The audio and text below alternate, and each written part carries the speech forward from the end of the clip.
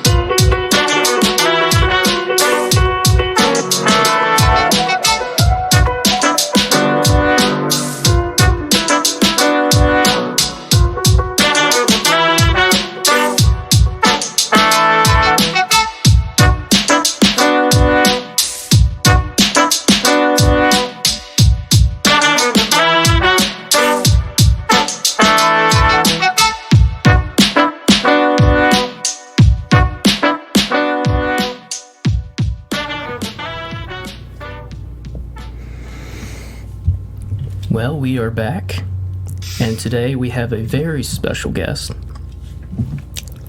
He is a musical artist, American soldier. He works in the medical field. We've created films together. He's the sweetest, most down-to-earth dude I know. He's known as N.A. Patron, but we know him as Mr. Noah Parton. What's up? What's up, man? How you doing? Thank you for that. Thank you for that intro. Yeah, man. Thank you. So Noah is the architect behind the theme song of the show. Yes. That's true. That's true. I had a lot of fun making that. I still listen to it. Like just on my own. I play it every once in a while in the car. It's good to have talented friends like that. You just call up, just help you out with your side projects. Yeah. I agree. Yeah. I mean, you guys have kind of helped me in a sense, especially you, Justin, and Josh. Mm-hmm. Being together with our little group, we've split with the movies and music. It's really helped me grow musically speaking. Mm-hmm. So I owe you guys a lot for that, being that kind of presence around me. Yeah. So that's what we're trying to do with this. We're trying to make another little platform, and then hopefully somebody else will do something of their own. And you actually have things to do in a small town. Yeah, you actually have good content and hobbies. Yeah, just explore yourself. You know? Exactly. Some people just never try it, and I would not have tried this without Justin. Yeah. He's got the equipment. I just bring my mouth. Yeah. I just bring my mouth to the microphone. Well, that's all I do. That's an important part to this. Is having something to talk about. You know? Yeah, personality. Yeah, that's all I got. Personality. Steve does bring the heat. So, I got several questions for you. Yeah. So Noah is he's really big into music. That is his passion. He makes music. He's on Spotify, iTunes. So, yes, sir. We're just gonna dive into some questions. Okay. When did you start getting into music? I would say when I first started getting into music for real was definitely somewhere in high school. With Josh Farrell and I, we've been sending raps to each other back and forth since high school. So we still do that to this day, and he helps me build my musical love and everything. So it started with them, and he was a big part in that. And we want to make music together, hopefully, and I want to help him pursue some stuff as well. But yeah, ever since that point on, I've really tried to dive into what I enjoy, which is lyrics and the sonics behind music. And when that first started producing and everything, that was more like 2016 is about right. I think that's when I first got my software and really started diving into producing and thinking about writing music and everything. Started with Snapchat stories and kind of built on from there with... That's where they all start. Yeah, Snapchat stories, yeah. Well, people like you, Justin, have, encouraged me to take it from Snapchat stories and just doing things on my own to actually trying to make it myself and put it out there as well, and help me build my confidence to release that kind of stuff. Yeah. So. And you're killing it right now. Thank you. All right. So what genre do you say you are, really? I definitely, most people, including myself, would consider myself to be primarily hip-hop, but I do consider myself kind of influenced by R&B. I like 80s pop, synth pop, and I also like rock and metal as well. So I take a lot of genres and really take what I love about everything and try to incorporate that into my music. I feel like you have to just dive into almost every genre and just pick out the best parts that you like and just try to morph your own style. Yeah, that's what influence That's what reminds is me all of about. Travis Scott. Travis Scott's like influence is Coldplay. Yeah. Yeah, it like is. just compare Marilyn the two. Yeah, you compare the two musical styles. Yeah, Lil Uzi Vert's like. Oh, Lil Uzi Vert, that's who it is. His influence is Marilyn Manson. Yeah. Like. Yeah. I mean, it just shows like, you're on the same thing. Music, it just sounds a little different. Yeah. Yeah, you can definitely take influences without directly sounding like your influences, without a doubt. Yeah, and that's the best way to do it. But yeah, there's definitely a lot of hip-hop artists who will look back into, they'll go back to metal artists or metal bands and rock music and really take aspects from that or take influence from that to make the music they make, even though it doesn't sound anything like metal or rock or whatever genre they're taking that influence from. It goes back. People think, rock and roll in the '80s came from like '50s and '60s bluegrass. 'Cause if you hear the pace, you hear the pace of the songs. They just sound like a rock song with different instruments. Right. Yeah, So that's just music's interesting. I mean, even just genre specifically, they've changed so much, and I think it's because of just different influences. Like, just hip-hop alone has changed so much since the 90s and the 80s. Yes. Like, every decade is so different from each other, yet It's going to get to the point. It's going to get to the point where not decades are different from each other. Years are like a year will be different. Yeah. The way you see now that like the big thing with modern music, they're paying a lot of homage to 80s synth sounds. Yeah, that's, definitely. That's my favorite shit. And that's what I love about music like that right now. Like the Weeknd's album. Yeah. I still listen to that almost every single day. Yeah. Because of the 80s influence. It reminds me of. I feel like I'm in Stranger Things when I listen to that. Yeah. It's like so 80s. Yeah, God, I love that show too. Love that show. I wish it would. I wonder when this new season comes out. They've already started filming the next one. So Oh, okay. you'll be seeing. Kids are getting old. Still too long to me. I wanted to just Pump them watch out, it tomorrow. Yeah. Yeah. So the next question's kind of, it relates. Who's your biggest inspiration? And I think I might know. Okay. Inspiration like music-wise? Yeah. Oh, okay. That's really tough to answer because it seems like my favorite artist does change very frequently, but yet someone that I've really gone back to since since back before 2014 was Frank Ocean. Frank Ocean, when he released his Channel Orange album, that's when I first heard of him with his Pyramids song specifically. And I don't know, I just love what he does. He's just so talented with his vocals. His vocals are pinpoint every single time. It inspires me to be better as a vocalist, and his inspirations also inspire me as well, and also what he draws his musical influences from. Like he has a lot of synth sounds as well. He a lot of his music synth heavy, and some of the later stuff is more acoustic heavy, and I like that as well. I definitely like the acoustic sound as well. So I would say he right now is still currently my biggest influence as a big artist. Right. I'd have to say. He introduced me. I mean, I know who Frank Ocean is, but he played me some last night in the car. One thing about music that I like in certain artists is some beat switch ups. Yes. Like it just sounds like 3 songs in one. Yeah. And he was doing it. Like Frank Ocean's popular, but like I've only really known him as a feature. I haven't really dived into his his own material. Yeah. I was like, damn. I let him listen to Nights. Pyramids. And then Pyramids. Yeah, I was like, good lord. Yeah, those 2 songs are just major pieces of artwork to me. Though everything about it is just so artistic. It just sounds like it. Yeah, it's the epitome of art of music, in my opinion. That's why I look to him for kind of not music, maybe musical guidance and inspiration, because he's so good at it. He's good at everything about his music is so pinpoint. He has such a good ear that from his vocals, his lyrics, all the way to his music production, and him being pretty involved in that as well. He's just, his ear is so good. He's the that captain everything, of his own ship. Yeah, he is. He's just kind of a paving a way to, you know, improving music as it is. He did that already, and he's still kind of doing that today. He's inspiring a lot of other people to do what he's doing. So now, kind of like his songs were kind of long, and I like coming from, you know, rock and metal and Tool in particular. Right here. Their songs are so fucking long.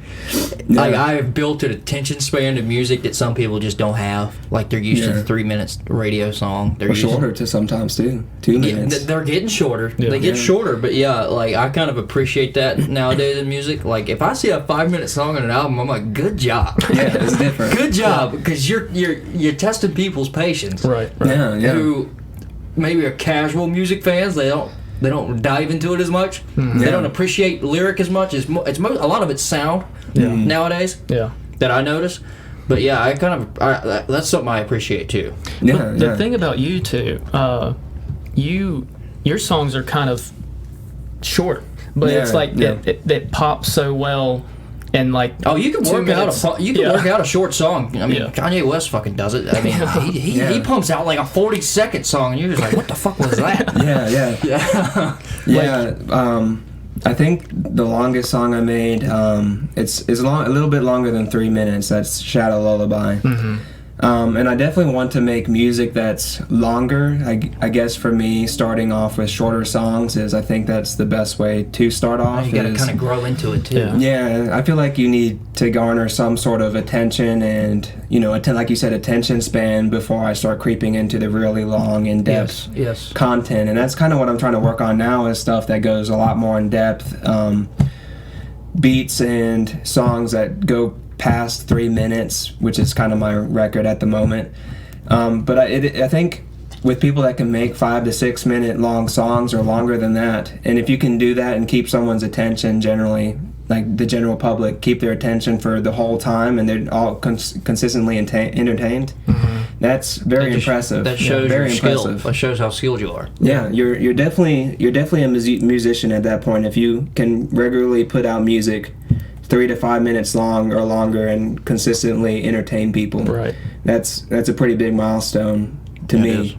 It is. So. And like Kanye, like for example, "Father Stretch My Hands," that song. It's so short, but the amount of stuff that's in it, it's just so satisfying. Like It's like a quality over quantity kind of There's like thing to it. There's like a maybe 8-second gospel part where everybody's like singing the chorus or whatever, and you only get that little much of it in the song. I'm just like, I want fucking more. It's so good. Yeah, I love, and I do love that part too. Yeah, and I think that's kind of a tactic, is to make people want more. You if you make something short and make it high quality over quantity, you really make someone think, man, that sounded so good. I want them to make something new and make something fresh. And then you could grab their attention for some longer stuff. Yeah, and bring people back to your music because you was able to have that short impact on someone, like that particular part of the song. Yeah. I experience that all the time, and I'm constantly checking up on artists' music to see if they've recreated something that I've found enjoyable but kind of short in their music. So. That does grab my attention typically as well. Like that happened in your song "Dreamy," where the beat is like, dun, dun, dun, dun. Like I just want more of that, but it was so good. Yeah. I do. There's a couple songs I'm working on that do have more beat switches. I'm trying to not make every single song a beat switch because I don't want to be so predictable with it, but I do love it a lot to include in my music fairly often to keep it interesting across It's like throwing timelines. It's like throwing traps at people. Yeah. They're like catching people off guard. Yeah, it's like a kid walking through the woods, and you gotta change up when you scare them. That's what you kind of got to do. That's like what Kanye's music, like the Father's. I'm like, oh, that happened. Like, kind of okay. Yeah, like some of the things he says too is just so some wild shit. Yeah, it's just you love him or hate him. He really he's an attention grabber. Yeah. What do you think about albums that have like 20 tracks on it? compared to like somebody that has like 6? When it comes to long albums, I feel like nowadays very few people are able to pull it off the way people used to do back then. I can't particularly pull off or pull out of my mind really good 20-track albums right now. Denzel Curry, his last album, it was 20-some tracks, I think, and I liked every single song on it. That's hard to do. And it's really hard to do. I think people that aspire to make a 20-track album, it's something that you should take a long time to work on. Yes, it's like a comedian working on like an hour and a half or an hour and 15-minute comedy special. Like you got to perfect it, and then sometimes they'll take years between specials, and that's what they'll do. Those years they'll practice and throw new stuff in it. And that's probably what you have to do for an artist to get that many songs. That's a lot of songs. When you talk about good albums, they're usually what, like 10. Like when you talk about good albums, you're like, I could go through that without skipping songs. Yeah. And sometimes people throw interludes in there to make them longer, which is fine, which is great. But it is, like you said, it's so hard to get a 20 song album to pop like that and be consistently entertained the whole time without. It's, to me, it's what would be better for most artists that might not have their skills quite up to where they need it to be, where they're well I'm definitely not quite there. I think what makes sense, if I were doing this as a full-time job, if I was making music as a full-time job, I would kind of look at it as making about 20 songs, but then weed out everything that just wasn't quite up to par. Instead of trying to extend my album play and content, make a lot of music, and then breed it down to all the best songs that I feel like I produced. Right. And that probably would be down to about half or a little over half if I made 20 songs. Because I have music that I've never put out and I will never put out probably because it's just projects. It's just projects you're working on. I'm essentially grabbing what I think is the best that I've made, and that's what's going to make the singles and the albums that I put out. And I don't know, since I'm a casual music listener, like I don't have as much knowledge as Justin or you. But sometimes it's mostly rap music. If I'll see like a Lil Uzi Vert album with 20 songs, I'll be like, damn, Lil Uzi, why? Why? Why 20 songs? And sometimes I won't listen to it. Right. I pick out songs. Yeah. The thing, like... So it's so hard to pull off. Yeah, the thing is, I've been listening to a lot of Lil Wayne here recently. So the Carter 5 is like a fucking masterpiece. I'm trying to remember what was on there. Fuck. I know Lil Wayne music, but I have a hard time putting albums together. If you want to pull it up or something, I just can't remember what's on the album. Like that took him 6 years. Is that the one he released just recently? No, not just recently. No. This was beforehand. Yeah. No, the Carter 5 was when he was that. That's the latest one. That's newer. He hasn't put a new album out after the Carter 5. He put one out after because he came back with a quick one. Yeah, that's right. The Carter 5 had Mona Lisa on it, right? It did. Okay, that was a masterpiece. That was a masterpiece. That's one of the best rap songs I've ever heard. And that was a movie and a song. It was. I can see I can watch that song. Yeah. Okay, I see. Yeah. I mean, it has. Is that where they wouldn't release it? So you had songs built up for years. Yeah. That's because he couldn't release it because of the legal issues with Birdman. And his label. But I haven't Dedicated, Uproar, Let It Fly with Travis Scott. Yeah, so he threw some new stuff in there too. What but about that Mona Lisa? He mentions a line about Kobe playing. Yeah. And Kobe retired in like 2016, so you're like, he made that song in like years ago. Yeah. Because it came out in 2019, I believe. Yeah. And I was like, damn, he's been sitting on this. And it's crazy. It came hard because it didn't matter that it was old either. No. The content was great. It was. Yeah. But I've been balls deep in that. But it took him 6 years. Sometimes that's what you got to do. Yeah. I criticize some rappers. Migos is a rap group I criticize like hell. Yeah. Because they pumped out like they pumped out like 2 albums as Migos, right? And then they all did a bunch of solo projects at the same time. I was like, dude, you guys, you guys are saturating the shit out of rap right now. Yeah. I don't need to hear Quavo every on every song. I don't need to hear it.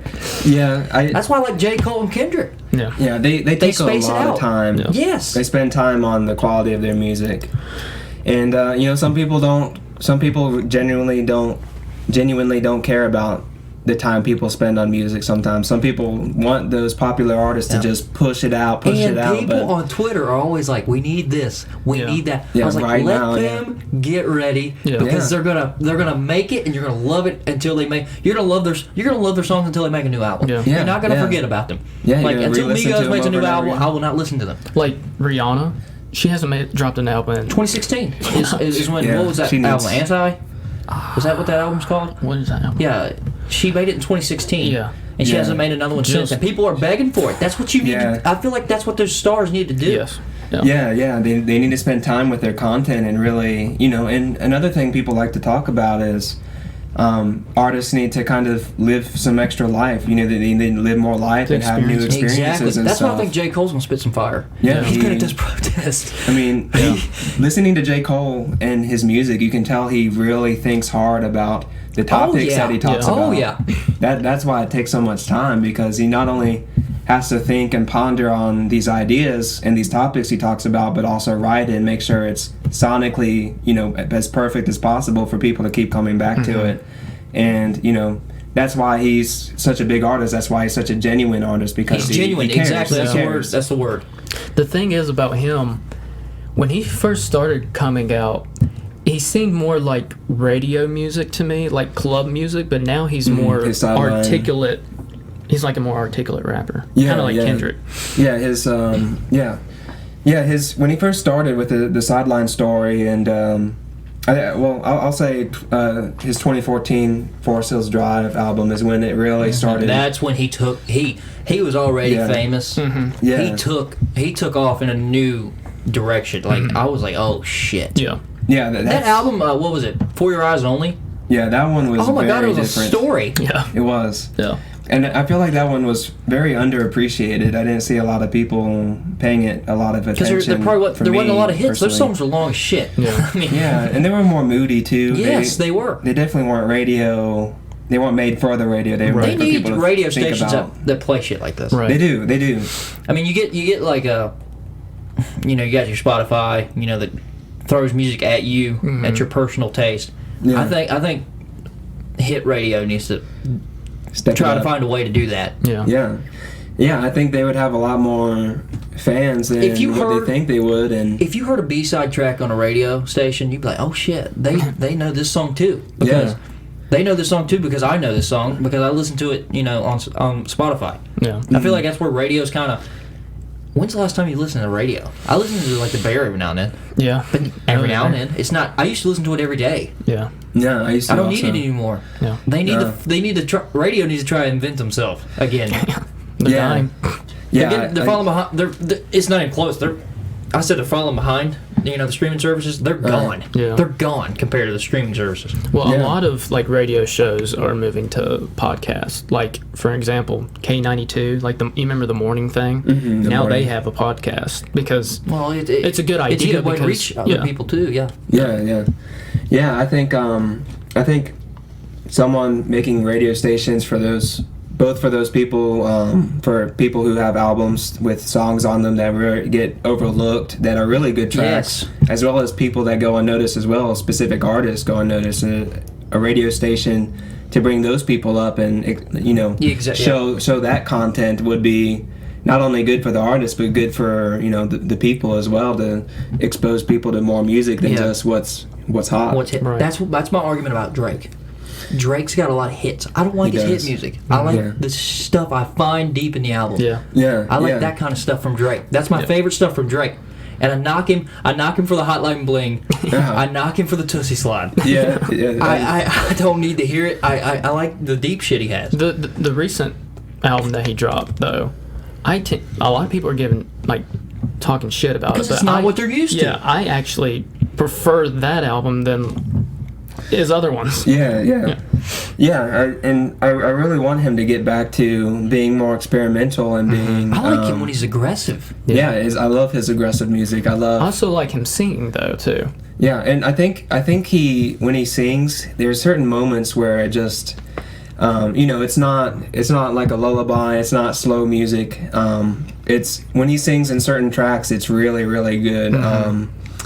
Over is a really old song. Oh, I think that's one of his best. Yeah. Top 3 songs of his. Yes, Yeah. it's great. Just Hold On, We're Going Home. That's so 80s vibe. That's a good. That's a like really. that song. Yeah. See, I'm not into that. I come from rock music, Yeah. so I like stuff that's more. Yeah, a beat. In your face. I like shit that's in my face. I like music that makes me want to train hard and shit, even when I'm not training. That's just the way I am as a person. But like some like R&B stuff like that, I can respect and I can listen to. Yeah. That's my knock on Drake, though. Yeah. And I like his aggressive stuff, and it doesn't get played on the radio. Right. Well, I think Yeah. the problem with Drake is people are expecting him to become. They expect him to drop a song that will be meme-ish in a way. I think that's what's Kinda. Well, that's how you're popular now, and that's how you get popular and say He's already relevant. popular. Yeah, like Yeah, the but that's- Hotline Bling dance. What's that other or song? whatever. Tootsie Slide God's Dance. Plan. God's Plan. Plan. I shit on that song a little bit, but that's just the thing. I just wish they would.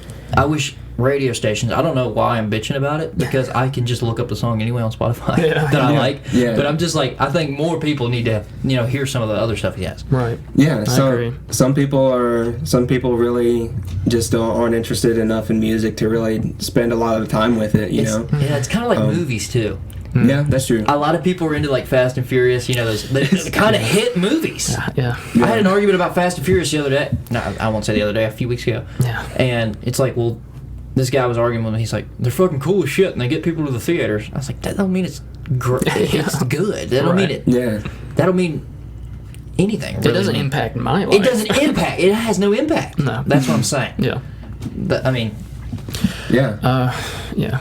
And I'm trying to draw analogies. Yeah, but Right. And I'm guilty of that. I'm really bad at watching movies. There's a lot of movies I haven't watched that I need to catch up on. Exactly. There's a lot of good movies I don't watch. Yeah. Or I haven't watched. Yeah, I'm aware of that too. I know there's a lot of good movies that I really need to see. Things that's came out the past few years. Yeah, alone I exactly. need I'm to so watch. behind on good movies like that, and I've watched some shitty movies, and I'm just like, why the fuck Yeah, why did I not waste my watch time that on instead of that? Like, Yeah. Something that caught your eye randomly. yeah. Yeah, I get that. But the thing is, going back with people not listening to like whole albums, they'll listen to like 2 or 3 songs and they're like, this album's amazing or this album's trash. I'm like, dude, you didn't even fucking sit down to listen to the whole album. Yeah.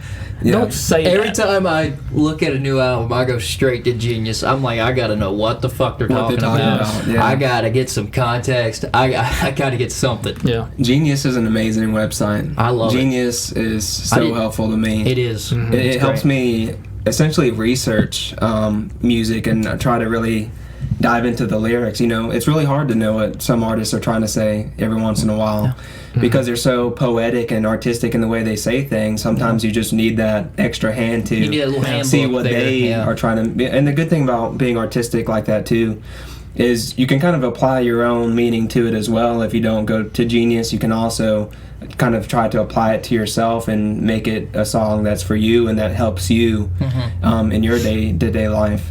Yeah. One thing I'll say with albums though is concept albums. I love concept albums. I love to sit down and start from beginning to end. If I know it's going to be a story within an album and it's supposed to carry itself across all the tracks, that's very entertaining to me, and that's not something I've always done in my life. I used to be the guy that would listen to a few songs off an album and not really know what the whole album sounded like. Yeah. Except for some of my favorite artists and stuff, but now I enjoy that listening experience and sitting back and playing beginning to end.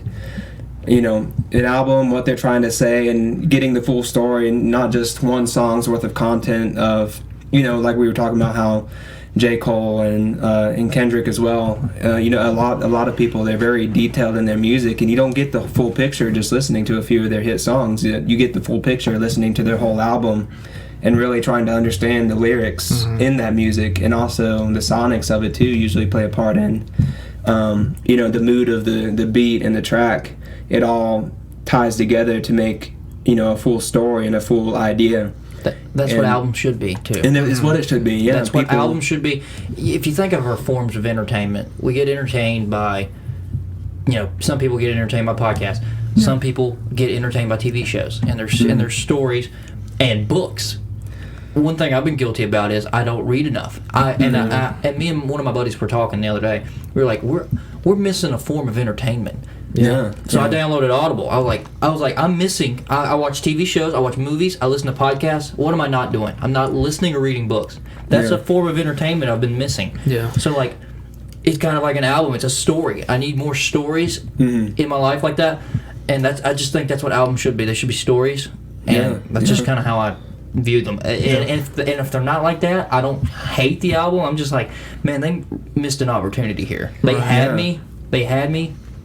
Trying to listen to their story, and maybe they didn't pull it off. Right. But that's I just feel like it's a form of entertainment that some people just don't take advantage of. Yeah, I agree. I've been guilty of definitely not reading really much of anything in my life. Yeah. It was so hard to read. I've been saying, if you're from Virginia Public Schools and you had accelerated reading, you don't have and they preached when you were in elementary school, you got to get this many points, you got to read these many books. Dude, I read a fuck ton of books as a kid. I did too. And then when there was no AR points on the line anymore, I stopped. I think that was the big problem. They made us read in order to pass the grade. I think that's a problem. Yeah. I think that's a problem because in high school I didn't read unless it was for a book report, and I dreaded having to read after. Yeah. And it was like levels of books where you couldn't read that, or you have to read this. And like for the longest time I wanted to read Harry Potter at a younger age, but they wouldn't let me because it's more of a like higher level. Yeah. But that's true. Yeah, the education system, I feel like they really need to implement more complex ideas at a younger age. Something I think about very often is language. I've never, when I was younger anyways, I was very bad at the English language, couldn't speak till I was 7 years old. Wasn't very involved socially speaking for the most part until, I guess, about high school. But I wish, I think it would have helped me a lot if we were taught Spanish or another language when we were young. It would have been so easy to learn. Because I took Spanish in high school, and I was decent at it. I still to this day tell people, like, I can read it. I feel like I could go to Mexico and read road signs. That's what Spanish did to me. I can't speak it at all. I can read it and pick out words, but I feel like if I would have done that, I took Spanish in 9th to 11th grade. I feel like I would have done that from 5th to 8th or 4th to 7th. I've been way more advanced than what I was. Oh yeah. It would have really stuck with you. And when you're that young, they let some of the smarter kids learn Spanish earlier. Yeah. I wish they would have let other people do that too. Yeah.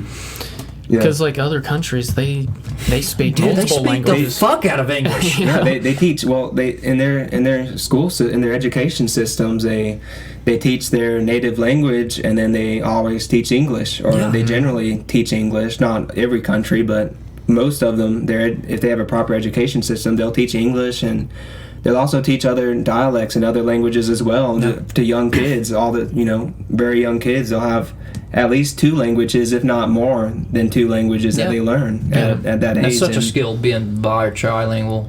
It is. It's just something I never ended up accomplishing. Yeah. As I get older, I feel like it's something I'm missing out on, because just learning one new language opens up so many new connections and new people you can speak to and communicate with and build new relationships. And when there's a language barrier, it is realistically it's hard to make those relationships with people if you and a lot of jobs now. And jobs you're dealing too, with a lot of Spanish speaking. Yeah. Spanish is like starting to become the most second popular language. Yeah. I mean, maybe here it might be one of the more primary. I think it's the second most popular. It's definitely the most popular language, second hand in America, if not the first. It could be the first. I think. I could be wrong, but it might be the most popular language in the U.S. as well. I might be wrong, but I think I've heard that recently, that it recently took that Anything spot. you ever buy has Spanish right under it. The translation. Yeah. I mean, Yeah. Or Chinese. Yeah, and there's a lot to talk about with language. I just feel like we missed an opportunity for our generation, and you know, every generation it's like they made an beyond now. attempt. They made an attempt for kids to learn it, but there's ways to do it better. Yeah. Yeah. It needs to be done sooner, and Yes. there should be classes that kind of help keep you up to date. It should be regularly used class-wise in class to make sure you build your second language, you build those skills, and you maintain them as well. You know, having classes or That's spots how that you can speak to. You use that language and continue growing. That's kind of how I did in Spanish. I didn't have that continuous learning. Mm-hmm. It was, you're 3 years and you're done. Yeah. My and then problem you don't use was I didn't get it from the start. it. So it just fucked up. Fell apart. Yeah, it fell apart, and I ended up dropping out the second year. So, Yeah, and I did 3 years of Spanish, and my last year was very unsuccessful. I passed it, but not a very good passing grade.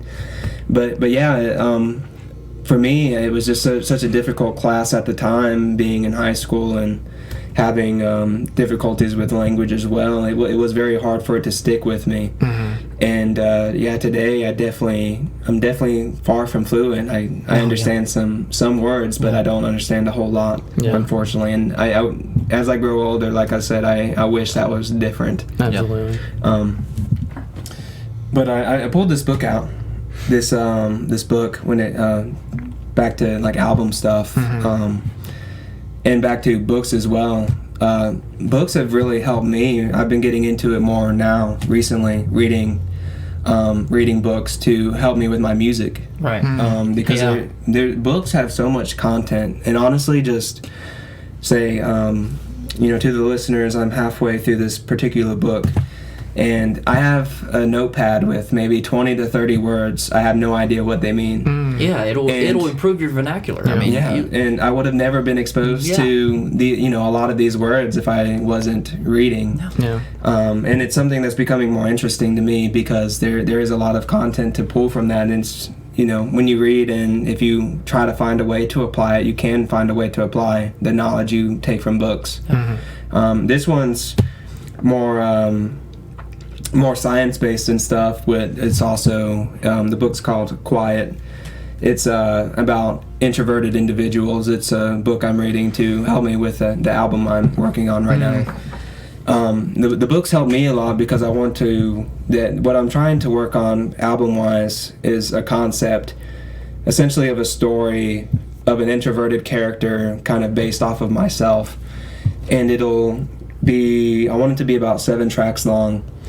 And within these 7 tracks, I'm trying to portray a story of this introverted character kind of moving through life, starting off, kind of expressing how it feels to be introverted, and then kind of a path of trying to fit in with society and inevitably falling short. That's some Kid Cudi vibes.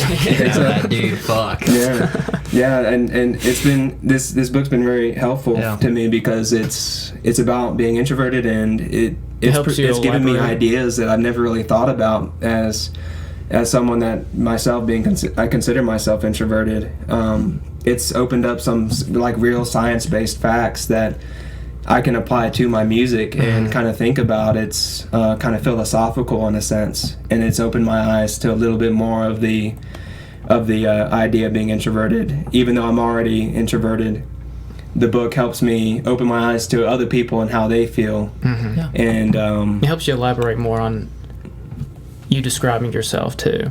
Like what we were saying, reading books helps your vocabulary. Like I majored in English, and I'm a simplistic speaker, but I totally see how that is essential for speaking. Learning the English language more than what you know already.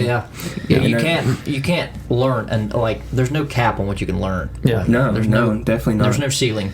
No.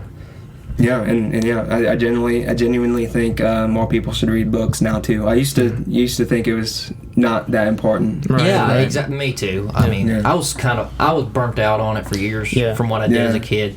Like in college, I read. I was so burnt out, and whenever I graduate, I'm like, fuck, I can't pick up a book now. But I'm getting Yeah. back into it. I'm like what you were saying, it helps you elaborate more on life and stuff. So Yeah. yeah, I have to get into it. Get back into it. Something I would like to say that the listeners might find interesting is something that this book talks about is a research project this scientist did, I think in the 70s or 80s, and I don't remember his name. I think he was a professor as well. He started off with young children, with babies. He got permission from the parents to just do minor, basically sensory tests. Like he would kind of use bright lights, loud noises, tickling babies' feet, just trying to see what the stimuli and how it affects these children.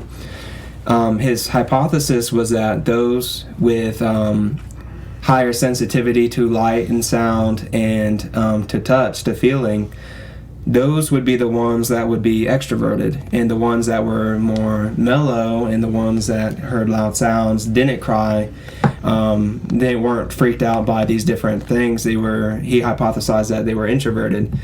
As I grew older, it turned out it was kind of the complete opposite, and there's a lot more factors than just physiological stimuli. But basically the idea, after these people grew up and realized that he kind of had it backwards, the idea is that introverted people are more sensitive to incoming stimuli from the outside world, and that's why a lot of people may feel like going to a loud party and they're there for 30 minutes, why do they feel aggravated? Why do they want to go home so bad? And why do they feel like they can't enjoy their time with their friends? And it's like, why am I like this? Why can I not go out and have a good time without feeling like I have to go home and be by myself? So there is some science behind that, and it's that you're actually physiologically more sensitive to incoming stimuli. So those people that are less stimulated by the same thing will feel like they needed to go get more stimuli by going out, partying, and experiencing new things more. And not to say that introverts don't like to experience new things, but yeah, extroverts will go out and seek these stimuli. They'll go out and seek these things to fulfill the stimuli they need. So You just dropped. That's a wild project. Yeah. Think about it. You just dropped some crazy shit. That's a crazy experiment. I feel like a complete tard after that. I think a lot of people will be able to relate. If you feel introverted, like I do, you will probably think, wow, yeah, if I look back, times that I got aggravated or wanted to be alone, it was kind of subconscious, but it's because you were being, there's too much stimuli. You're being, too much stimulus of whatever's going on. That's, a lot of people will probably understand themselves better knowing that knowledge, because I didn't think about it before I read it.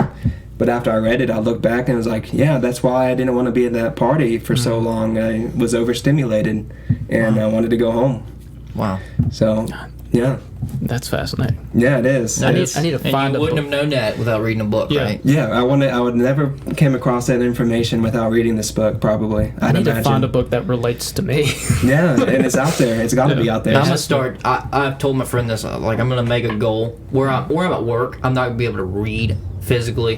Where I have headphones in 8 hours a day, I'm like, I can get some audiobooks done. yeah. I can get. I can pound out at least. I've said at least 2 a month. Yeah. Oh yeah. Maybe an hour and a half. I mean, that might be a lot, but like an hour of just listening to a book, I think that would help me in many ways. That's the thing too. Like, I try to stay busy with other things, but I do want to read and listen to books. Exactly. So I think audio might be the perfect way. I feel like I've just missed a form of entertainment. Yeah. Yeah, exactly. I mean, the amount of New York Times bestsellers out there, like, I'm never going to catch up. Right. I'm never going to catch up. No. And it's an endless amount of knowledge. Yeah, just an endless amount of information. Great books. I mean, if you look at it really, like say percentage based, I would say there's more quality books than quality anything else. Yeah. There's a lot more books out there that are high quality compared to music, movies. You know, music and movies, there's so much to weed out from those. There's so much junk. And maybe I'm wrong, but I feel like books is something that tends to be True. high quality and true. And you hear all the time about movies and shows that come from books. Yeah. And people think all the books are better than the books movies. are and better movies than the movie. Yeah. And I've been a victim of just watching the movies. I had a doctor, my family doctor. He has never watched Game of Thrones, but he's read all the books. He says I don't want to watch. He said I don't want to watch the show, and I was like, that's crazy. Yeah. That made me think, like, what am I missing? Yeah. I'm like, I'm sitting here telling this fucking doctor what he's missing. Yeah. But maybe I'm the one who's missing all of the important stuff. Right. Yeah, and I think the best way to look at it is, instead of being too biased towards one or the other, I think really looking at both content and deciding what you like best is important, instead of excluding a piece of media that relates to it. I think it'd be good to watch and listen and read all the content involved with it. If you're interested by Game of Thrones, I think watching it and reading would be both good. Yeah, it's Lord of the Rings too, both. shit like that. It's like I read The Hobbit back in college. Fucking loved it. Yeah, it's a But good book. the Good movies, I didn't like the movies. I didn't like the Hobbit movies. No. Yeah. I think that's because they used too much CGI. So it's just like a personal taste kind of thing. But like comparing it to like Lord of the Rings, where it was really practical the whole time. Yeah. Can't beat that true. shit. You can't beat Lord of the Rings. And you're right. Comparing it to Lord of the Rings, it's not that great of a movie compared to It them. might be because it was made after. I don't know. Yeah. It was made pretty late. Yeah. Yeah. But I think So we'll go back to the question. So this household is like rock music stands. Yeah. Yeah, I mean that's just what we grew up on. So Our older brother, yeah. just when I was like 5, I was listening to Stained and Creed. I mean, you can shit on Creed. That's just this. I'm just naming shit I was listening to at that age. And a lot of old rock, like 80s, 90s rock, 90s new metal. I mean, so I just grew up with it, and I've still kept that music to this day. I mean, Yeah. So the question was, what's your favorite rock band? Or who's your favorite rock band? And that's another hard question. Such Yeah. a fucking hard one. Because there is a lot of them, and a lot of them are very good. Like I said before, I listened to a lot of rock and metal when I was in high school, so that was when most of that. The emo days. Yeah, the emo days. Yeah, I was there. Man, I Still am. If I were to just off the top list some of the people I listened to the most at the time, I would say it was 3 Days Grace, Oh man. Breaking Benjamin, Fuck. Metallica, of course. Who else? Three Doors Down. Three Doors Down to me is the first band like people listen. That was one of the first bands I listened to. Yeah. That's if you want to get somebody into rock music, throw in some old Three Doors Down, and they'll attach themselves to it pretty quickly. I feel like. Yeah. Is there one band that like draws you in like Frank Ocean does to you with R&B, hip hop type music? The one band I didn't mention, but I listened to probably the most was Papa Roach. I listened to a lot of Papa Roach at the time. Fuck yeah. Yeah. I think I'd have to give them credit to being an influence of mine to music, like say Shadow Lullaby. Yeah. You know, that's not a very dark song, but it's heavy. It's a little dark. You know, it's very personal, and I've kind of I guess I'd have to say my influence from bands like that is to, you know, feel comfortable expressing myself in a dark, personal way. Yeah. Because some of those bands did it best. They really expressed a lot of dark things and dark topics. And that's my like not really argument for rock music, because I don't feel like I have to argue it anymore, because it just everyone can relate to it. Yeah. Kind of, in a way. You've all felt...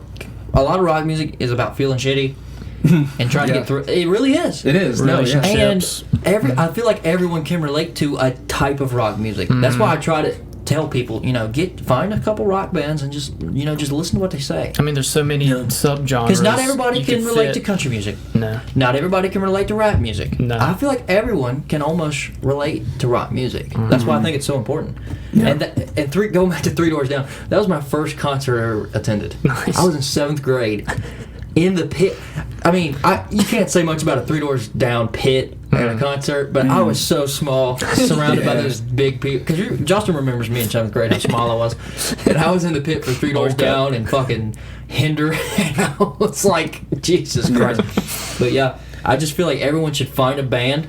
And then when you find a band, you'll find 3 bands. When you find 3 bands, you'll get 5. Like, you'll just grow on it. And I just feel like everyone can relate to it in a way. And you said that helped you.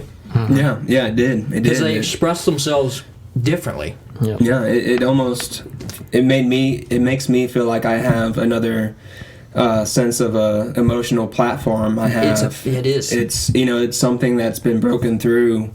A lot of topics like that. Say, for instance, suicide. Suicide's a topic that's been broken through, especially by rock music and metal music. It's a topic that's mentioned quite a bit from what I listen to, anyways. Yeah. So that gave me the feeling that I could comfortably talk about those topics or things related to that topic, like depression and anxiety and things of that nature. So, yeah, it definitely gave me a platform for me to express myself and feel comfortable with that. And I feel like some modern rappers have I don't know if they're taking it from rock music. You know what I'm talking about? Like the X. I don't really like XXXTentacion, but he kind of takes those kind of vibes into his music. And Lil Peep. Yeah. We were kind talking about Lil Peep. He's like Blink-182, but emo-ish type rapper. rapper. But he has a lot of rock vibes into his songs too. I kind of feel, and a lot of people listen to it. Yeah. And I was like, if they listen to that, they'll like this. Yeah. Like it just sounds like they took those, because I'm on Twitter a lot. Twitter's sad. It is People sad are right fucking now. sad on Twitter. And they relate to that kind of music. And I'm like, if y'all relate to Lil Peep and all these guys, y'all will relate to 2000s rock music. My Chemical Romance. And Like Papa Roach. I'm glad you said Papa Roach, Yeah. dude. I've been going down Papa Roach rabbit holes here in the last few months. Some of their old stuff, oh my god. it's crazy. It's crazy stuff. Yeah, it's probably stuff I shouldn't have been listening. Well, maybe that's kind of a different topic. Yeah. Maybe I shouldn't have been listening to some of the songs when I was younger. Yeah. But yeah, it is. Yeah. They have been very influential to me. It's like growing up, the Eminem albums. My brother would be good. like, my brother would be like, Mom, I'm gonna get this album.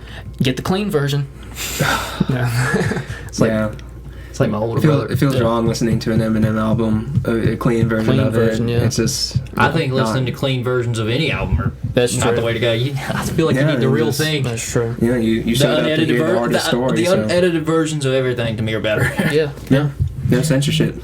So, what is your least favorite genre? Least favorite genre. For a long time, country music was very hard for me to get into, but I always, I'm born in New York City, lived upstate New York for a while, and the music that I was exposed to was very hardly country. My parents didn't really listen to country much. They listened to R&B. Dad liked hip hop as well at the time a little bit, so I mean we listened to some of that. So watching your dad listen to hip hop. Yeah. I don't hate country. I enjoy country, but I have to say that it's one of the last genres I'll go to. Yeah. I've had this argument. I feel like country music, I think it's just who I hang out with. I think it's good background music. Like, you can just stop for a second and listen to it and be like, oh, that don't sound bad. Yeah. But like, I'm not gonna go out of my way. And I'm talking about newer country music, because when I grew up on a school bus, some of those country songs are really fucking good. Yeah. Like older country to me is really good. It's like what we said earlier. It's genuine country music. Yeah. It's Yeah. really genuine. It reminds you of where we live and how we interact. But yeah, I think the newer stuff has gone away from it. So I'm not as attracted to it. Yeah. It's very poppy. Poppy. Very poppy. It's predictable with its lyrics. Yeah, music lyrics is what I'm really into. Yeah. Yeah, I am too. It's something I wasn't always quite as into for some reason. I guess I was too young to understand a lot, but as I get older too, I really enjoy lyrics more and more. And they become more important because I consider myself a pretty someone that loves education, and I like music that educates me. There's a lot of lyrics out there that are very educating. So I'm definitely turned off a lot nowadays by music that doesn't have the content that I'm looking for. Right. And there's a lot of It doesn't that. live up to what you're expecting. Yeah, it doesn't live up to expectations. Sometimes there's not much of a message at all. And That's one knock I have on country music. Older country music has like family morals kind of into it, and now it's kind of a lot of drinking and partying, which it catches the eye of some younger the crowd, and I'm just like, what's the message here? And some of these country, it goes back to some of these country artists. Their hit songs are like that, but maybe not the songs deep or any albums. Right. And that's one knock I have on radio. Like they're not playing those songs. yeah, exactly. That's true. That's true. I'm probably missing out on really good country songs because of that. I think the same thing because I've been listening to a lot more country music. I've not made it a goal of mine to do. Yeah, not But Like it's just- reading books. yeah. I've just looked into some newer country artists.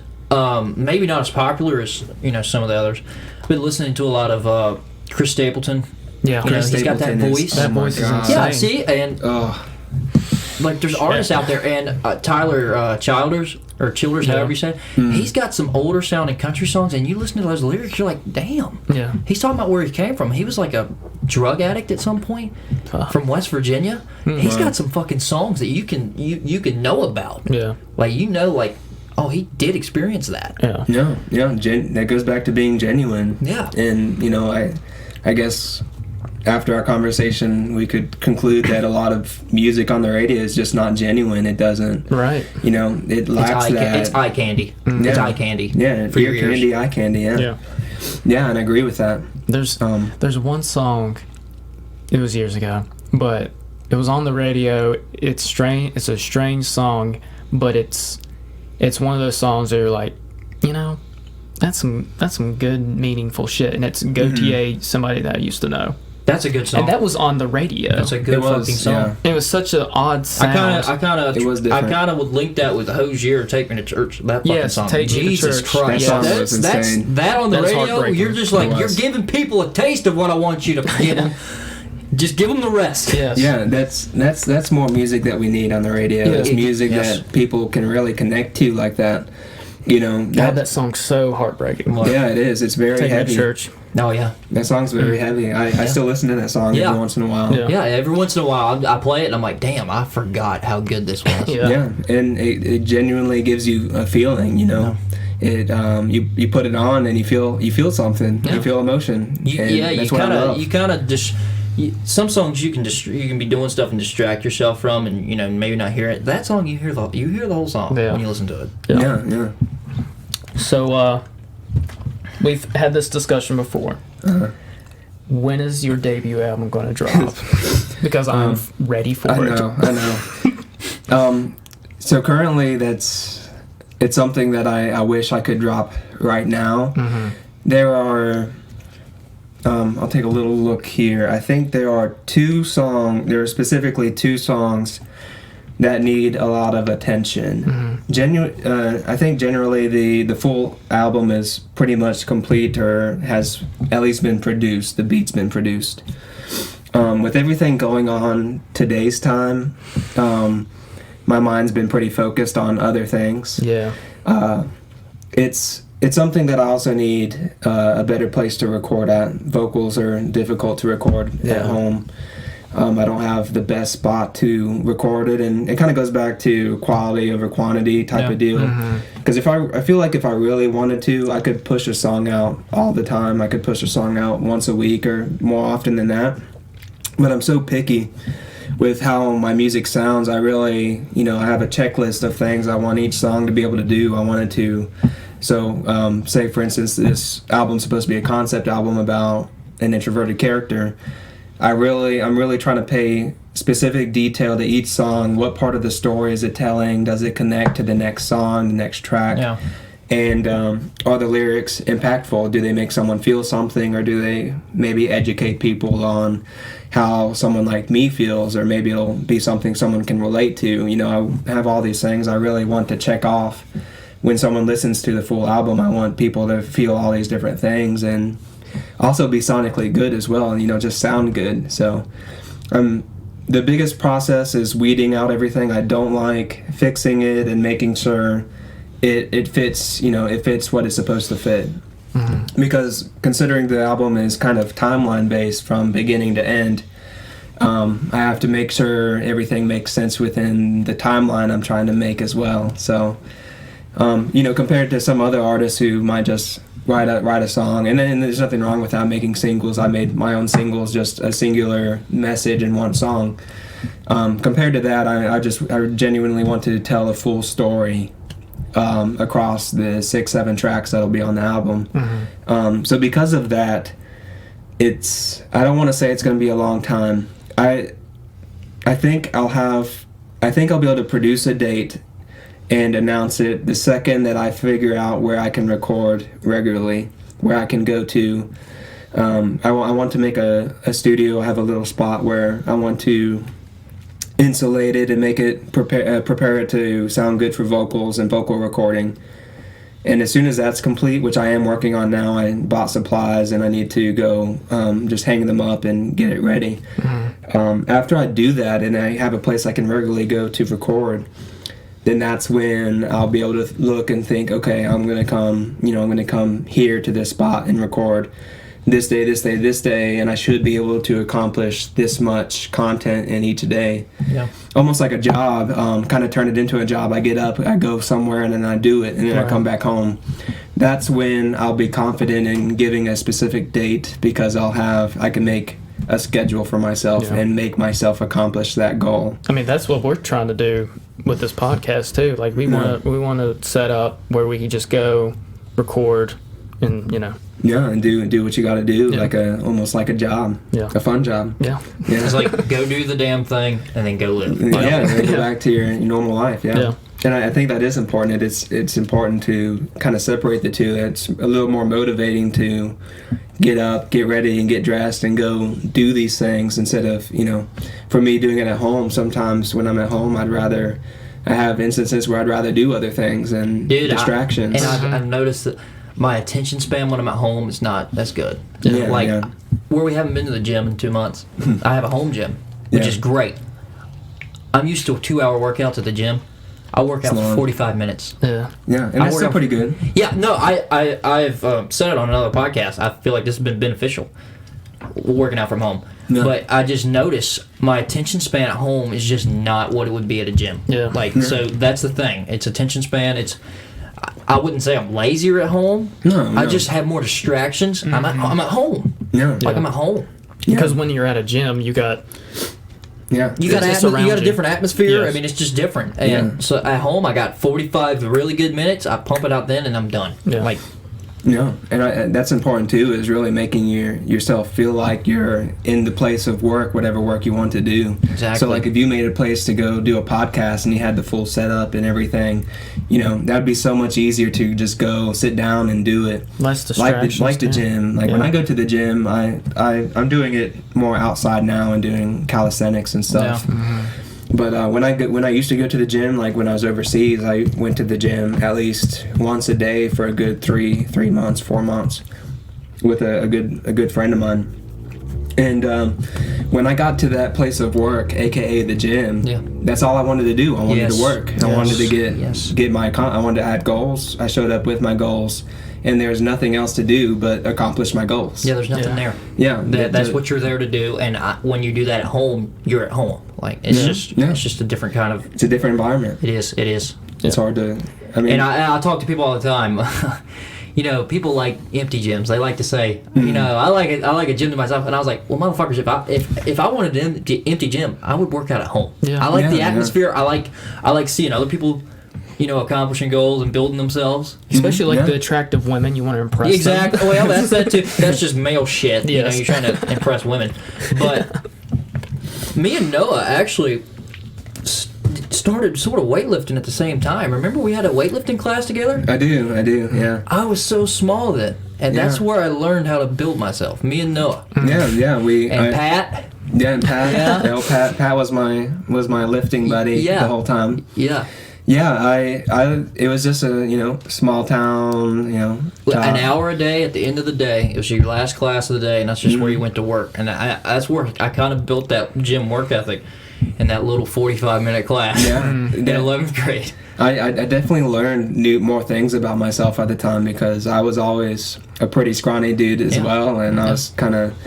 I didn't like it. I wasn't happy about it. Right. But that class, just doing it for a year, not only did I notice my, just my size, I got fairly big in between that year and then the next. I improved myself within class, but it also helped me have more skill sets to go out and be more confident going to a gym because before I had never been to a gym. I didn't know how to lift properly. Yeah, and that class gave me the tools that I needed to, be able to go in, have good form, and lift properly, and do what I had to do to get big. And I hear a lot about people, that want to, get in shape and stuff, but they don't want. They're like, I don't know how to get in shape, and I was like, well, group fitness is how to do it because everyone's there's obviously some advanced people, but you can learn from them, and they've been there too. And there's also beginners too. Right. Yeah. Like that's how I learned how to lift. I had a group of guys who were kind of learning too, and there were some guys in there that knew how to do it. Yeah. And that's just how you learn. Like with me and Steve, like I've been lifting with him, and he's been showing me the stuff that he's been doing, and it's worked. Yeah. I've since I've been getting interested in calisthenics and trying to do that, I've been kind of not teaching, but kind of showing some workouts and trying to encourage some people to try that out too. I think calisthenics is a great addition to a workout plan. Just using your own body weight to work out. You can build quite a bit of muscle using your body weight, and you can always add like a weighted vest or like for me, I have my combat vest that I throw on. I can throw weight down into it, and then I can go and so I have Olympic rings. I went not too long ago to the park. Giles, I think I saw that on your Snapchat. KJ, yeah. They took the swings down. I just took these Olympic rings. They have straps, and I toss them over the swing set bar.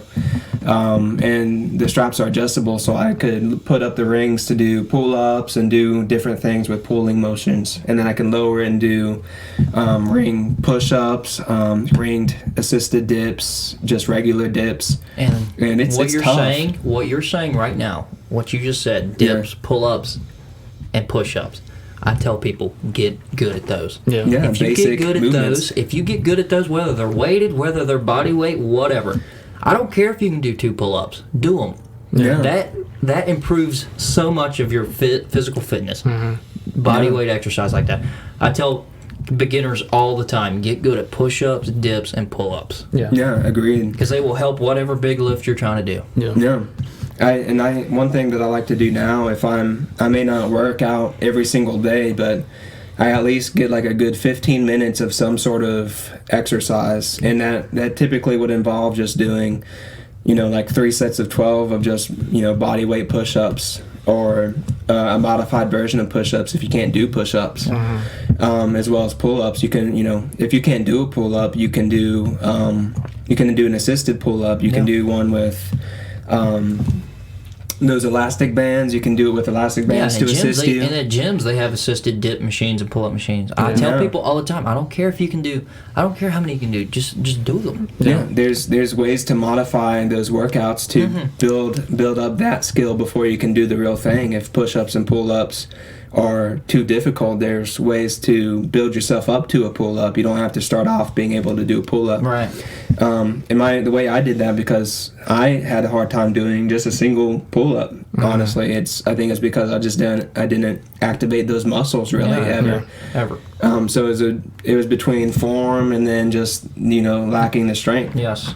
So I started off with I forgot what they call them now. It's where you lower the bar. I think it's a Russian pull-up is what they call it. And it's a bar that sits kind of more at waist level, so you keep your feet planted on the ground, and then you do pull-up motions with that. So you're taking a lot of weight off with your feet being planted on the ground. And you should be able to do at least one of those, and that's a great place to start if you're interested in doing, being able to do a pull-up for the first time or getting more into things of that nature and just workouts in general.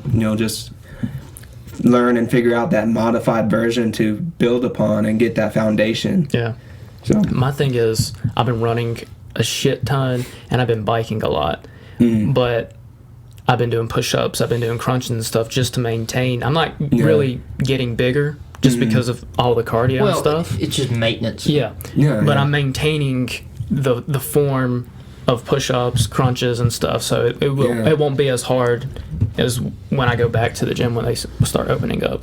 Yeah, and there's nothing, and there's never been a statement more true than if you don't use it, you lose it. You can apply that to anything, but specifically working out, that's why I like to do that 15-minute workout, because for us, we're at the age where we can lose that type of stuff faster, and it just gets worse from then. If we a lot of people our age, if you don't address it, it gets harder over time. I'll tell you, I got to a phase where I just wanted to be jacked. I wanted to look like a professional wrestler. I wanted to look like Triple H. Yeah. But and then I forgot.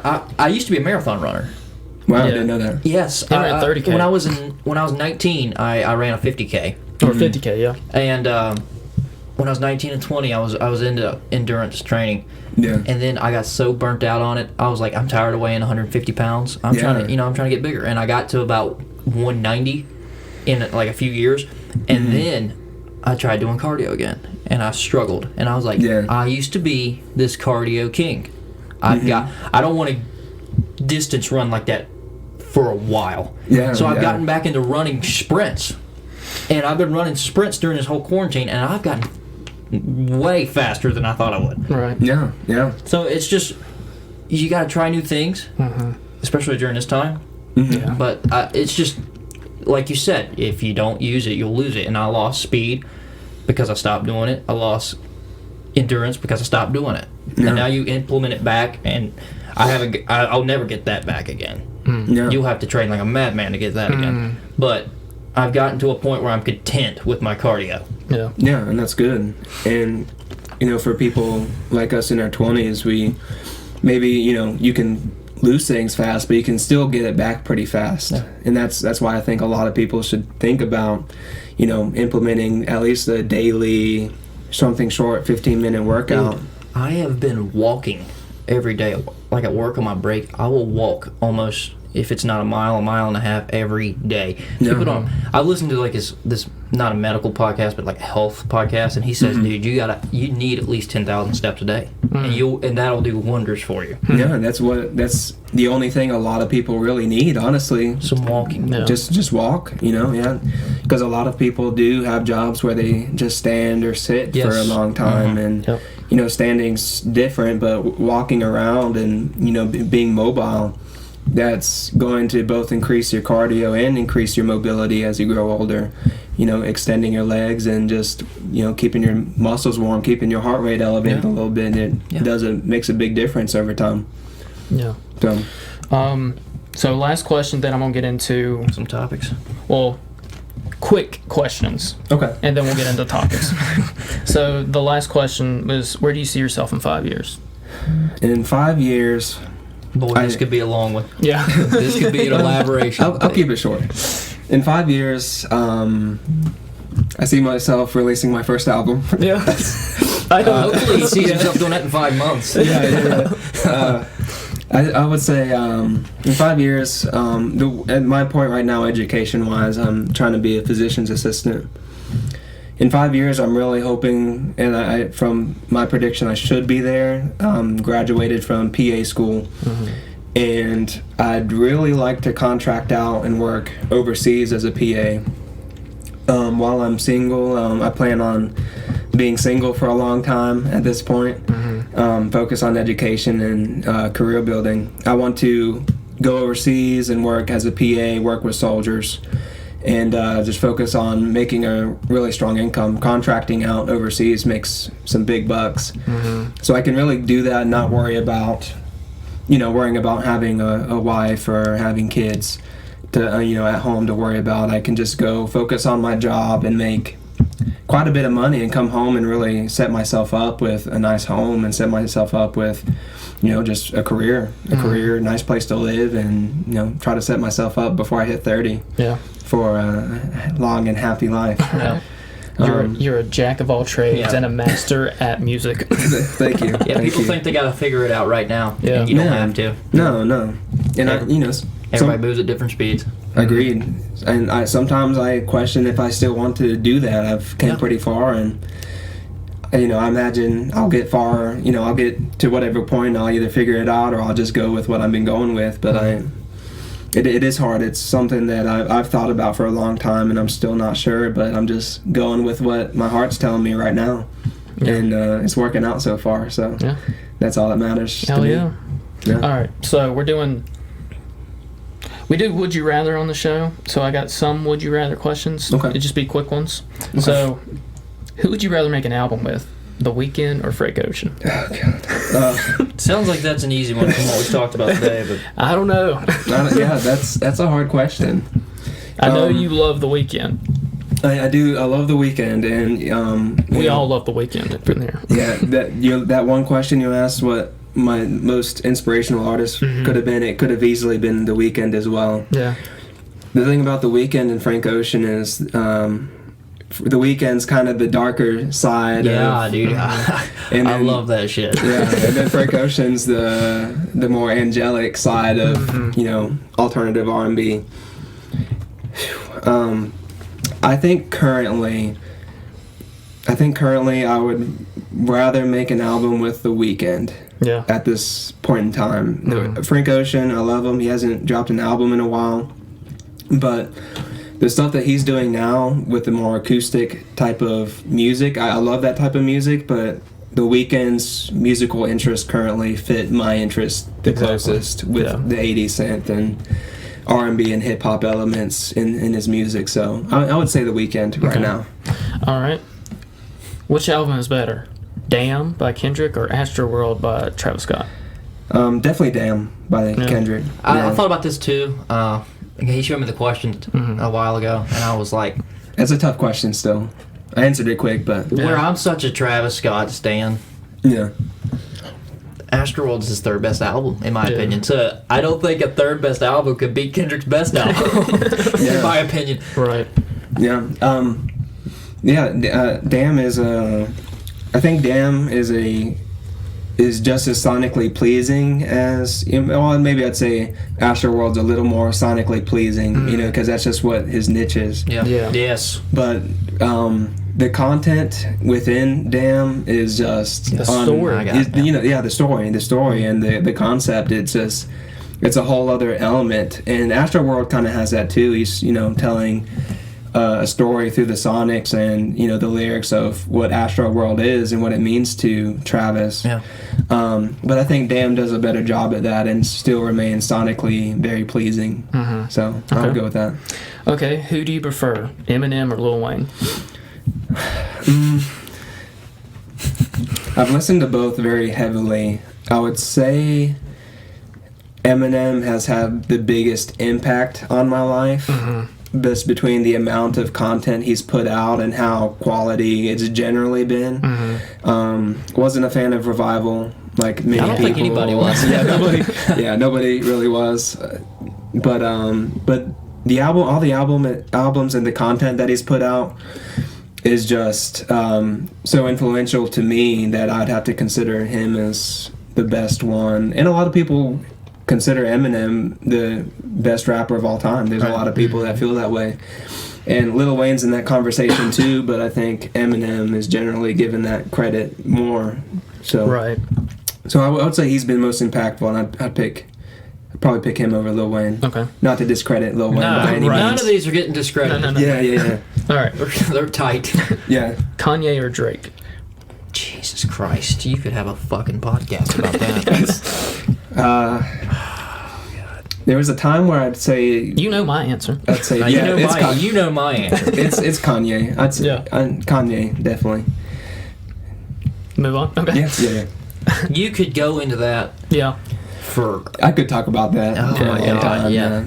man. So many albums to talk about. So many there's so songs, much singles to talk substance in that argument. Like there's yeah. so much there. about. Yeah. Like there's maybe not as much there with the Travis Scott album and Kendrick's album, and maybe there might be more context and content with that than Lil Wayne Eminem. Yeah. There might be more there. Yeah. That's the more lengthy argument. Yeah. Well, this next one is probably the hardest for Okay. me. Michael Jackson or Prince? I've always been a bigger Michael Jackson fan. I do enjoy Prince. I grew up. I think why is because I grew up listening to a lot of Michael Jackson and not a lot Same. of Prince, just Well, because I listen to of both. my parents. Yeah. My parents liked both. They just generally Had a would play preference. Michael Jackson more often than Prince, and I think that had a big Well, influence if you on think about it, my Michael opinion. Jackson was the bigger star. Yeah. His death was way more publicized than Prince's death. Yeah. But like if I had to answer this, I compare their best songs. I like Prince's best. I like When Doves Cry. Yeah. Oh my It's fucking such a good God. song. That's my favorite. It might not be everyone's favorite Prince song. It's mine. But then I compare it to like my favorite Michael Jackson song, and I was like, Prince has got the better songs. I might Yeah. take Prince. Right. Yeah, and Prince had great lyrics, great content, Yeah. and that should definitely be a factor. And I think something that I personally need to do is kind of delve more into Prince's catalog, his discography, and learn more about him, because there's a lot of music I missed from him because I didn't grow up on it quite as much Yeah. as Michael Jackson. So, maybe if I listen to all of Prince's discography, because I definitely haven't listened to all of it, maybe my opinion would change after that point.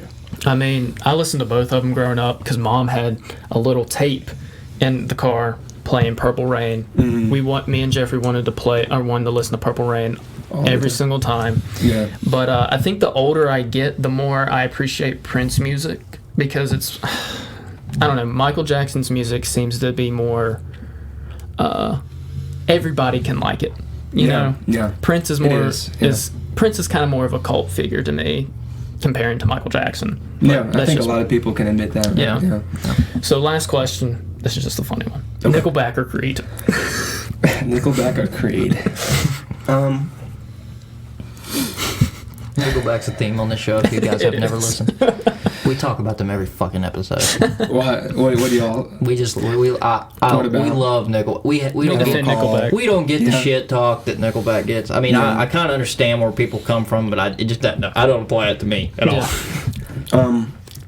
I'd have to say Nickelback, because I mean, honestly, when I was younger, it's I did enjoy his music. I think I've grown out of it a long time ago. I grew out of his music, but yeah, I loved his music at the time. The band's music, I loved a decent amount of their music at the time. So Yeah. I'd have to say, I would say Nickelback too, even though I said Creed earlier, how Yeah. I grew up listening to them. But Yeah. Nickelback's just got more songs.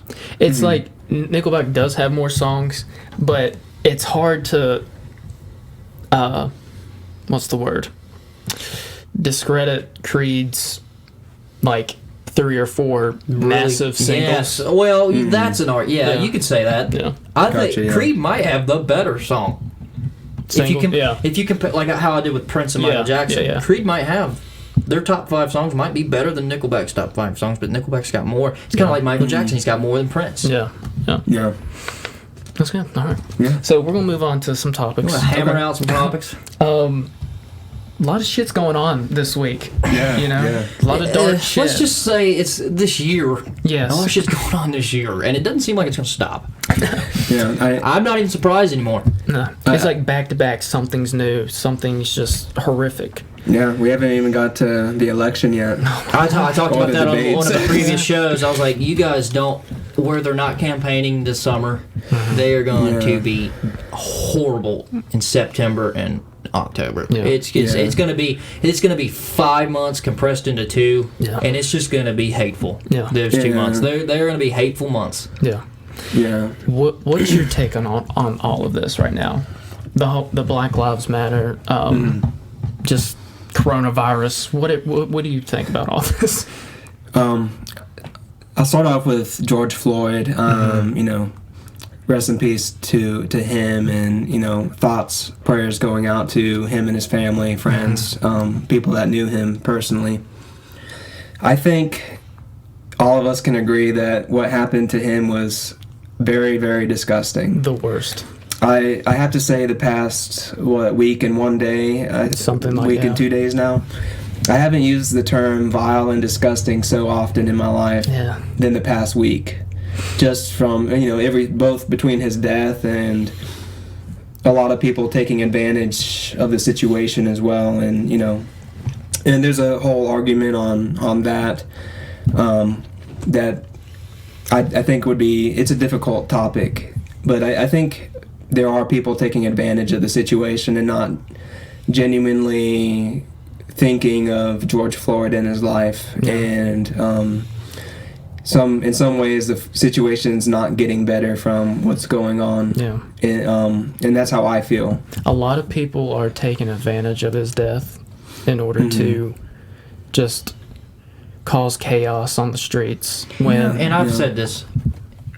You need to make sure you don't blur the lines between protesters and looters, right? Because exactly. they are not the same thing. Yes. They are not the same thing. There's tons of protesters going on and saying, you know, look, we're not here to loot, and we're not here to be evil and get violent. We're here to make a change. Genuinely want to change. And you know, I have so much respect for people going out and putting their lives on the line for peaceful protesting, because it's going both ways, evil going both ways right now in different cities and locations.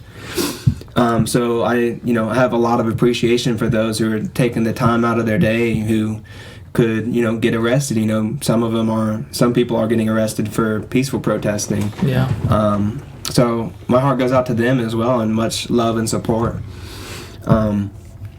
On the flip side, I do have some friends that are officers, and I feel bad for them, because a lot of them are genuine people that love doing their job correctly. They love actually protecting people and maintaining the oath that they took to protect the Constitution and the citizens of the U.S. A lot of people genuinely believe in that. I took the same oath, and I feel like I have a responsibility to uphold the Constitution, and things happening to peaceful protesters are not constitutional. Right. And that's how I feel about that. So my heart goes out to a lot of people. There's a lot of statement I made was there's a lot of good people getting hurt and a lot of evil taking W's. Yeah. And that's just what it all looks like to me. Yeah. So, but yeah, it's a tough topic, and I'm glad that we're trying to make such a difference on a national level still. I think eventually I don't think it'll happen this year, but I think eventually all of this will improve. Systemic racism and oppression, injustice. I think after all this is over, I really hope more regulations are put in place to maintain these situations, prevent them from happening. But we can only hope. Yeah. Right. So, right. And I wanted to bring that up because I wanted people to hear your opinion on it, because where we have a chat, you'd say things. I'm like, this is so right. So I wanted you to express your thoughts on it because I just think it's the correct way. Yeah. I mean, it's a very big, dark topic, but the things that you said, I was like, this is just the right thing. Yeah. Oh, yeah. We definitely had quite a long conversation in our group chat about it. Yeah. I mean, I think it's really hard. I think it's good to look at things from an emotional standpoint. I think that's important, but it's also important to look at the logical aspect of it too. And with the emotions being so high, I think there's some logical pieces that are being a little bit missed, and I get it. Emotions are tense and high, and it's going to be like that for a long time. But yeah, my problem is just there's just a lot of evil. There's a lot of evil going on both sides, and I think we need to point out both sides. Like the one thing I talked to you about was in the group chat was something we all should feel responsible of doing is uplifting the people who are doing good things and being good people, and then denoting those who are doing the things that are wrong and doing things that are evil. Because media will typically take one side or the other and uplift whatever agenda and then denote the other agenda, compared to simply uplifting good people compared to denoting bad people or bad actions. So I think it's our responsibility, since news and media doesn't do it, to do that job and point out the issues that are happening on both sides and say, and maybe I'm not the right person to decide what those things are, but point out what's wrong and what's right, and try to expose people to both sides and show them what's wrong with certain things, like the looting and any killing, because people are being beat up, protesters are being beat up unlawfully, being arrested unlawfully, and then there's some videos of peaceful officers being beat up too. And we should wake up and bring those issues to light and really talk about it. If it's time to talk about it, we need to actually talk about it and figure out what we need to do. Right now it's just a big old mess, and it's hard to weed through all the facts, and I feel like there's a lot more that I need to see. I'm trying to avoid it right now. I'm trying to keep social media off because it's just so toxic. Yeah, and I have to admit I'm pretty sensitive to topics like this. Like it really is heartbreaking and is having an emotional impact on me. So a part of me needs to pull away, but I also feel like I have a responsibility to really keep up to date with what's going on and trying to separate fact from fiction and really piece together what's going on and what we need to do as a community. Something that I think's big that I want to, something that you probably would agree with is, we've kind of had our conversations with small businesses, and we did our, that one video with this one small business. I think it's important right now to really support like working families in those areas, people that genuinely are trying to make money and do the right thing. A lot of small businesses have been destroyed. That's all they got. And that's all they have. There's stories. It's sad. Some of those stories about like building business from ground up, getting just destroyed. There's when they finally made no fault of their own. And there's a story, I forgot which city it was, but there's a story of a black man who made a bar, and it was his dream bar. It was his dream job was to make a sports bar, and I don't even think they opened up yet. He just finished building, investing a bunch of money into it, and it got burnt down, set on fire. And that's so counterintuitive. It is.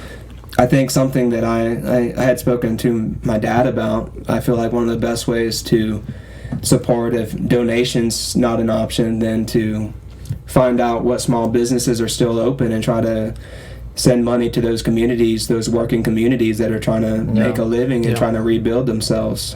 Yeah. And we act like small businesses weren't hurt in the first place. Yeah, already because of pandemic. Because of the COVID. Yeah, Like small I'm saying, businesses were getting screwed. It gets hits back and back and back. It's just Yeah. So I'm passionate about that right now. Yeah. I'm trying to look at, trying to find small businesses and see if I can't expose some of those to people that follow me and, all the platforms of social media, and maybe, maybe I can have an influence in helping some of those small businesses and help those communities rebuild when it's time for them to rebuild after everything. Right. So there's other topics, and they're dark too. Okay. So Are we going to get into all these? we probably shouldn't. Like the whole Drew Brees thing, that's a heavy topic. The Amy Cooper video, that's another heavy topic. Yeah. So we're gonna end the show with some funny memes that came out of Oh my all goodness. of this. Yeah. So let me try and Because there find. has to be a joke in here somewhere. So let me just find this real quick. Okay. So this one, a lady is twerking in front of the police. Maybe causing a distraction. We don't know. She's dropping it. Bumping, yeah, got some music bumping. You know She Twitter. dropped on You know all fours. Twitter's got to find some humor in these Yeah. dark times. Yeah. She just runs away. That's fucking Oh incredible. Lord. Oh fuck. That's incredible. I really want some context directly from her. About I need an interview. Yes. with the local yes. news station. I want to know. That I was wanna in know what's Richmond, going too. Through her mind. That was in Richmond. Richmond. Oh, okay. Virginia's finest. Thank you for that. Now, I think this video I got on my phone is from Chicago. He steals a police horse and is bragging about it. Nice. Let's make sure this is all the way up. I stole it from the police! How? I stole the police horse! Fuck it! I wonder if he's ever rode a horse before. They just I hop stole up a police horse! Fuck and- it! Yeah, Did he just there was another video of someone stealing a Chicago police horse, and we made some jokes about it. It was like, what did our buddy say? That we ride at dawn, looking ass. We ride at dawn on his own horse. There was like a group of them with horses. They're riding up on a hill, and they're like doing like the Black Lives Matter The fist, yeah. Yeah. That's he stole a fucking police horse. I don't care for burning down small businesses, but if you take a police horse, I'm not. I'm gonna laugh. Yeah. That's fucking hilarious. It makes you think how did that altercation go down? How do you Was the hop cop up other- tending somewhere else and just left fucking Who knows? Secretariat sitting there? Who knows? he just left Secretariat on a parking meter tied up, and he just fucking stole Just Secretariat. took off with it. And just running through Chicago Just on imagine. Instagram Live. Yeah, just imagine walking in the street and you see a guy riding a horse. I stole from police. Fuck it. I feel like he's probably never rode a horse before. I feel like Probably the not. chance is probably there. not. He's getting broken well though. Yeah. He was moving. So we got one more, and this story kind of went viral. Amy Cooper. Who is Amy Cooper? It's some random lady. Okay, so there was a black gay man walking in like a park or something. He was bird watching. He had binoculars. And a lady, let's just watch it. Let's see if this is the right video. Yeah, it looks like it. Please don't come close to me. Sir, I'm asking you to stop recording. Please don't come close to me. Please take your phone off. Please don't come close to I'm me. taking pictures calling the cops. Please call the cops. Please call the cops. Why would she call cops? An African American man threatening my life. Yeah. Yeah, it's so crazy to me. So she was trying to call the police, saying that he was threatening her life when, let's see. He was bird watching, right? Yes, Yeah. bird watching. In the fucking woods. And he asked her, see, look how she's holding the dog. But he asked her politely, hey, could you put a leash on your dog? Yeah. So all of a sudden she blows up and he starts filming. That's the thing to do now. You just have to record Yeah, everything. everything. It's evidence. Everything, I mean, yeah. But, I'm sorry, I'm in a ramble, and there is a man, African American, he has a bicycle helmet. He is recording me and threatening me and my dog. There is an African American man. Oh, jeez. Yeah. He is recording me and threatening myself and my dog. Oh, jeez. She's hurting the dog. Yeah. That goes back to the word disgusting and Yeah. vile. Yeah. Literally calling the police. There's an African American man threatening for my life. And for her to have the nerve to go and try to make an official apology for that. Did Yeah. she? Yeah. Yeah, she did. She, Fuck you. You done fucked up. yeah, it's like, no, you in your heart, you decided That was just to do all, it's just a horrible thing decision. to do. Yeah. Horrible. Everything. Yeah. Like, you're not, you don't really feel sorry for what you did because you so blatantly did it for such a bad reason. But he's in nature. Like, Simply, yeah, just out and about Keep it doing his own fucking thing. He's a trying gay to, black man bird watching with a bike he ain't helmet gonna on. hurt nothing. With a bike helmet on. Threatening her fucking life Jesus. when Yeah, she's got a and- damn dog. Oh yeah, my and, god. and your typical person would be like, okay, yeah, maybe I should have my dog on a leash because most places you're supposed to have it. I don't know about this particular area, Right. but Yeah. I mean, yeah, you should. Especially that dog does look a little wild. Yeah. I don't think she should be choking the dog out and like tossing the dog Strangling around the dog. like that. Yeah. But, I think the you know, dog was taken from her, and she apparently she got it back. I believe. Wow. Yeah. Well, But, yeah. Amy Cooper, you're fucking retarded. Really stupid. But like stuff like this, and like the whole Drew Brees thing, where it's just you're doing it at the wrong time. Yeah, This is yeah, No, you do it. Wrong What? time. No, it's at the emotional time. Yeah. yeah. like, things are things that tense might and- not be as bad or drastic. They get magnified right now, and people are just so emotional they jump, and that might be Yeah. that might be a cause for it. But Yeah. I'm not sure when the video came out exactly, but if it came out after all this, which I'm assuming it did, Yeah. then she's essentially taking advantage of the situation herself, Yeah. trying, Yeah. or at least it comes off like that. Yeah. I really hope that's not something she does commonly or a thought process she has that she. It was pretty quick to. It was quick. Yeah. She was very quick to both label him and try to get the cops riled up, essentially get the dispatch riled up about him trying to threaten yeah, her that life. sounds like and so much just it's worse.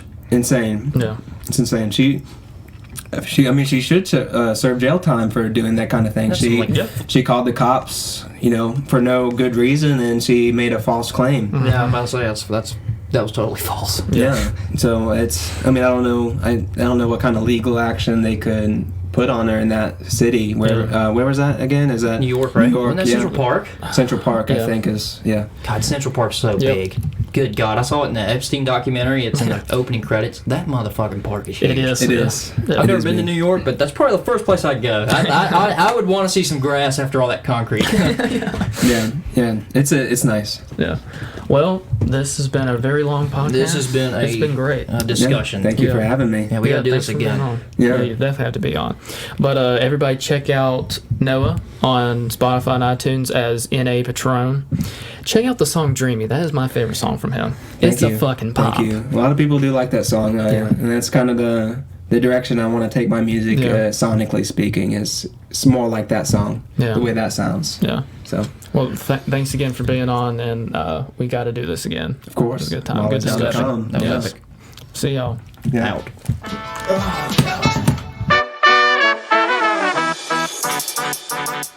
Make sure to follow us on our social media platforms at DSOB Podcast. Email us at dsobpodcast@gmail.com.